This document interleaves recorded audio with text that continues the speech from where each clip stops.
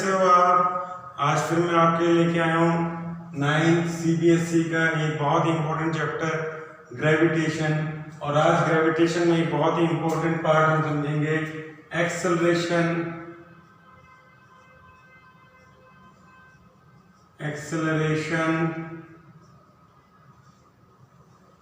Due to gravity, जिसको denote करते हैं हम स्मॉल जी से। पिछले लेक्चर में हमने समझा था कि ग्रेविटेशनल कांस्टेंट क्या है और Newton's law of universal law of gravitation क्या है। उसी समय हमने आपको बताया था कि G यानी कि कैपिटल G और स्मॉल g दो अलग अलग चीज होती हैं और इनकी वैल्यूज भी अलग अलग होती है। अगर आपने मेरा पहला पार्ट 1 नहीं देखा है तो आप प्लीज पहले पार्ट 1 देखिए, जिससे आपको पार्ट 2 सही तरह समझ में आएगा। अब मैं पार्ट 2 शुरू करता हूँ। पार्ट 2 है acceleration due to gravity small g। ये एक बहुत ही इंपॉर्टेंट कॉन्सेप्ट है। अगर यहाँ बैठे मैक्सिमम बच्चों से मैं एक सवाल पूछूं कि बच्चों g की वैल्यू क्या होती है, यानी कि एक्सेलरेशन ड्यू टू ग्रेविटी यानी कि g की वैल्यू क्या होती है, तो यहाँ बैठे मैक्सिमम बच्चे ये कहेंगे साहब 9.8 मीटर पर सेकंड स्क्वायर होती है। यही बात वीडियो देखने वाले बच्चे भी कहेंगे कि साहब g की वैल्यू 9.8 मीटर पर सेकंड स्क्वायर होती है। अब मैं आपसे एक सवाल पूछूं कि 9.8 मीटर पर सेकंड स्क्वायर कहाँ से आई, और दूसरा सवाल कि इसको एक्सेलरेशन ड्यू टू ग्रेविटी क्यों कहते हैं, जबकि हमको पता है एक्सेलरेशन का मतलब होता है rate in change in velocity, यानी कि final velocity minus initial velocity divided by t। आइए इन चीजों को समझते हैं। ये चीजें लॉन्ग रन में आपको बहुत ज्यादा साथ देंगी। सबसे पहले हमें कुछ चीजें को समझने के लिए कुछ चीजें माननी पड़ेंगी। समझिए, ये हमारा अर्थ है, ये हमारा अर्थ है और इस अर्थ पे एक व्यक्ति खड़ा है जिसका नाम सोनू है, और यहीं पे एक और आदमी खड़ा है जिसका नाम मोनू है। ठीक है जी। और हमें पता है gravitational force is central force, तो ये अर्थ का सेंटर ऑफ मास है। यहां से सोनू तक की दूरी ये है और मोनू तक की दूरी ये है, यानी कि ये रेडियस ऑफ द अर्थ है। इसी रेडियस ऑफ द अर्थ को मैं फिलहाल d कह रहा हूं। That is the distance between Sonu and earth and distance between Monu and earth. अब थोड़ी देर के लिए हम मोनू को इग्नोर कर देते हैं। So we are considering two bodies as Sonu and that of Earth. This is mass of the Earth. This is mass of Sonu and this is mass of Monu. So फिलहाल मोनू को आप ignore कर दीजिए। अब आप समझिए formula क्या कहता है। फॉर्मूला मेरा कहता है कि force is nothing but G. G is gravitational constant into product of the masses. तो यहाँ मासेस क्या क्या है, एक मास है अर्थ का जिसको मैं me बोल रहा हूँ, एक मास है सोनू का जिसको मैं ms बोल रहा हूँ, upon the square of the distance between them. So distance उनके बीच का है d, तो स्क्वायर ऑफ द डिस्टेंस बन जाएगा d स्क्वायर। ठीक है जी। तो ये आ गया फॉर्मूला सोनू के लिए। अब हम सोनू को इग्नोर कर देते हैं, मोनू के हिसाब से देखते हैं। सो फोर्स का फॉर्मूला क्या बन जाएगा, फोर्स का दो ऑब्जेक्ट कौन से हैं, मोनू और अर्थ। दो मास कौन से हैं, mass of the earth and mass of the moon. दो डिस्टेंस, इनके बीच का डिस्टेंस क्या है, d, which is equal to this d, क्योंकि दोनों के दोनों रेडियस है। तो मैं यहाँ पे लिखूंगा g यानी ग्रेविटेशनल कांस्टेंट, me यानी मास ऑफ द अर्थ, mm यानी कि मास of the Monu and the distance between them, square of the distance between them. अब बच्चों अगर आप ध्यान से देखो तो g m e d square ये वाली वैल्यू और यहाँ पे GME d², ये वाली वैल्यू, ये दोनों रिपीटेशन है, यानी कि जब भी मुझे कोई वैल्यू निकालनी होगी तो मुझे बार बार इसकी कैलकुलेशन करनी पड़ेगी। सो अगर मैं बार बार इसकी कैलकुलेशन ना करके एक ही बार में इसकी वैल्यू निकाल लूं तो कैसा रहे? बहुत बढ़िया रहे।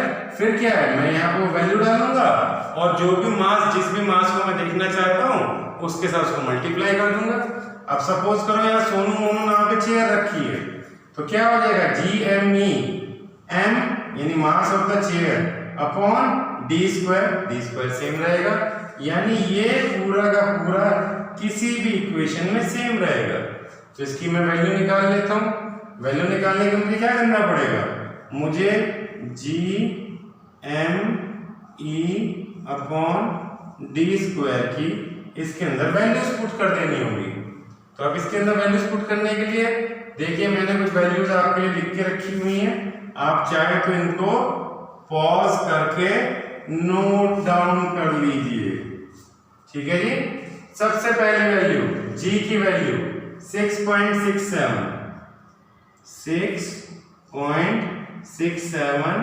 into 10 raised to the power -11। Mass of the अर्थ यानी ME की value 6 into 10 raised to the power 24 kg। उसके बाद रेडियस ऑफ द अर्थ, और ये D क्या है, D तो रेडियस ऑफ द अर्थ ही है, यानी रेडियस ऑफ अर्थ का स्क्वायर। रेडियस ऑफ अर्थ का स्क्वायर हो जाएगा 6.4 into 10 raised to the power 6 का स्क्वायर। बच्चों अब आप इसको अगर मैथमेटिकली सॉल्व करोगे, जो कि आप जैसे होशियार बच्चों के लिए कोई मुश्किल काम नहीं है, तो इसकी वैल्यू आएगी 9.8 मीटर पर सेकंड स्क्वायर। अब सारे मुद्दे की बात ये आगे 9.8, यही आपने बताया था कि G की वैल्यू 9.8 मीटर पर सेकंड स्क्वायर है, यानी कि ग्रेविटी की वैल्यू अर्थ पे 9.8 मीटर पर सेकंड स्क्वायर है।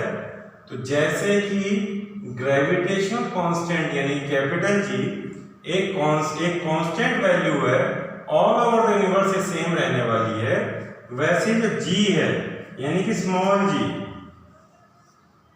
और स्मॉल g का फॉर्मूला क्या हो जाएगा, ये स्मॉल g का फॉर्मूला हो जाएगा। स्मॉल g ये कांस्टेंट नहीं रहेगी, ये यूनिवर्स में हर जगह बदलेगी।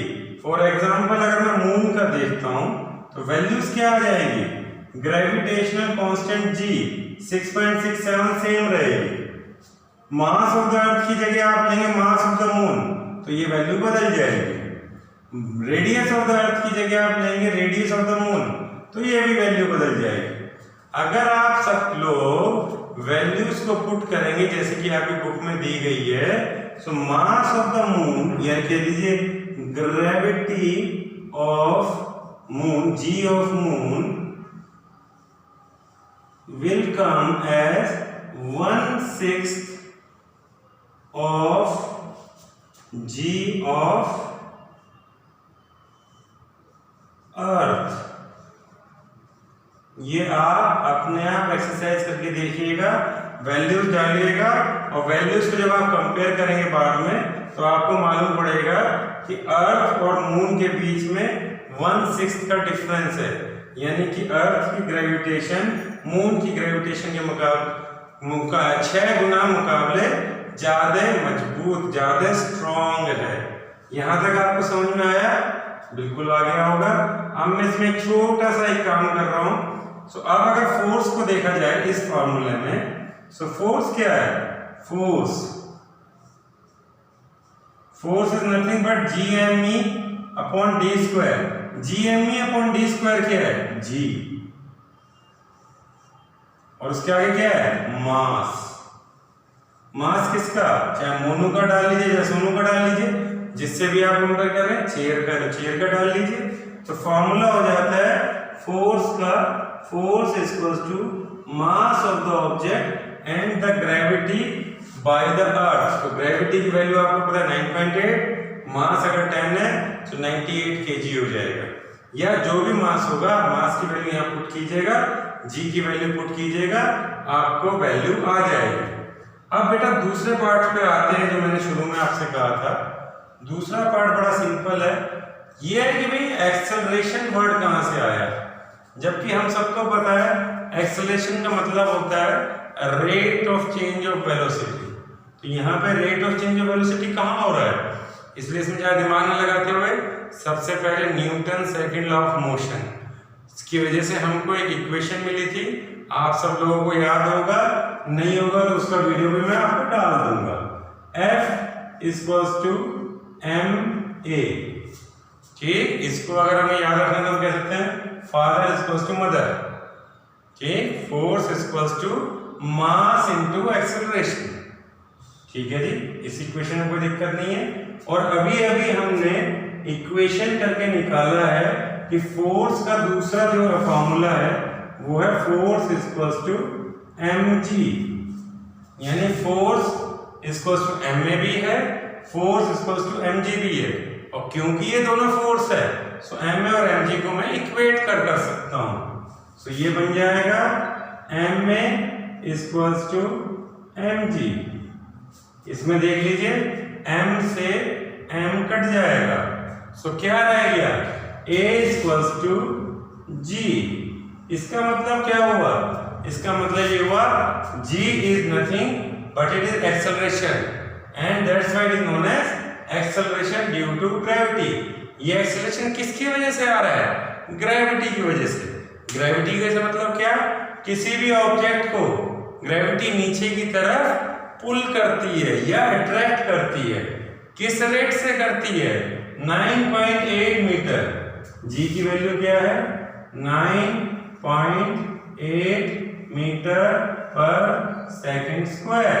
सो इस एक्सेलरेशन से कोई भी वस्तु नीचे की तरफ आएगी अर्थ पे, मून पे 1/6 हो जाएगी, 9.8 की जगह 1/6 करोगे तो आप निकाल लोगे 2.24 समथिंग आएगी। तो इस वजह से क्या है, gravity keeps on changing from one body to another. Which gravity, acceleration due to gravity. और एक्सेलरेशन ड्यू टू ग्रेविटी कैसे आई, मैंने आपको समझाया। इसको एक्सेलरेशन क्यों कहते हैं, क्योंकि फोर्स इक्वल्स टू ma होता है और फोर्स इक्वल्स टू mg होता है। जैसे मैंने इसे इक्वेट किया so acceleration is coming to gravity. अब बच्चे एक क्वेश्चन जो आपको बहुत बार आता है और हर बार ही करीब करीब आता है, समझो एक बच्चा है, चलो मोनू ने इक्वेटर पे से गोल्ड खरीदा और उसके बाद वो पोल पे चला गया। तो पोल पे जाने के बाद क्या उसकी गोल्ड का वजन बढ़ेगा, घटेगा, सेम रहेगा? आई am repeating again, will it increase, will it decrease और विल इट रिमेन सेम? बच्चों ये क्वेश्चन का आंसर आपको कमेंट बॉक्स में मुझे देना है।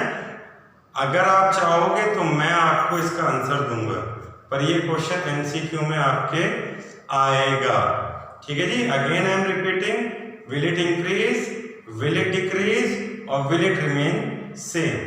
अब बच्चों टोटल मिला के जो हमने फर्स्ट वीडियो में बात की थी उसके बाद से सिर्फ एक चीज रह गई है, दैट इज डी स्क्वायर, कि ये वैल्यू जो है ये स्क्वायर ऑफ द डिस्टेंस क्यों आया है। इसके लिए बच्चों हमको केपलर लॉ समझना पड़ेगा, बिकॉज न्यूटन ने ये स्क्वायर, इनवर्स स्क्वायर का जो लॉ है वो केपलर्स थर्ड लॉ से लिया है। सो आपकी एनसीईआरटी बुक में केपलर लॉ के बारे में एक छोटा सा पोर्शन दिया हुआ है, but that is very important portion. और आपको पता